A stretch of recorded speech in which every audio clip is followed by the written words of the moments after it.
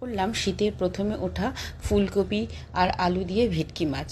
ভেটকি মাছগুলোকে প্রথমে নুন হলুদ দিয়ে ভালো করে ভেজে তুলে রাখলাম, আর ফুলকপিটাও তারপরে ওই তেলে ভেজে তুলে রাখলাম।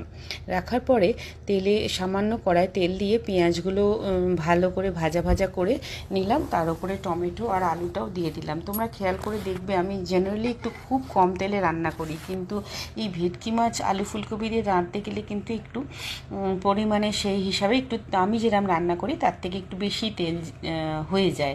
তাই আমি কিন্তু ওই পেঁয়াজটা ভাজার সময় ফুলকপিতেই পুরো তেলটা শেষ হয়ে গেছিলো, তাই আমি কিন্তু আবার একটু তেল দিয়েছিলাম, যেটাতে নাকি পেঁয়াজটা ভালো করে ভাজা ভাজা করলাম। তারপরে ওতেই আমি আলু আর টমেটোটাও দিয়ে দিলাম। ওটা ভাজতে বসে আমি রসুনটাকে আর মিক্সার গ্রাইন্ডারে দিইনি, জানি একটু ঝোল দিয়ে ভালো করে জল দিয়ে ফোটাবো, তাই জন্য আমি রসুনটাকে থেঁতো করে নিলাম হামাল দিস্তায় দিয়ে ওর উপরে দিয়ে দিলাম নুন হলুদ শুকনো লঙ্কা গুঁড়ো আর আদা বাটা, আর তার সাথে এই রসুন থেঁতো করা রসুনটা দিয়ে ভালো করে কষিয়ে ওর ওপর থেকে জল ঢেলে দিলাম।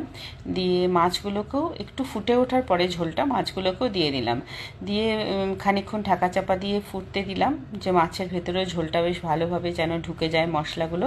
তারপরে নামাবার আগে উপর থেকে ধনেপাতা দিয়ে নামিয়ে সার্ভ করেছিলাম। খুব ভালো হয়েছিল খেতে। তোমরা জানিও তোমাদের কেমন লাগলো। খুব সাধারণ উপায়ে রান্না করা, কেমন লাগলো অবশ্যই মেসেজ করো।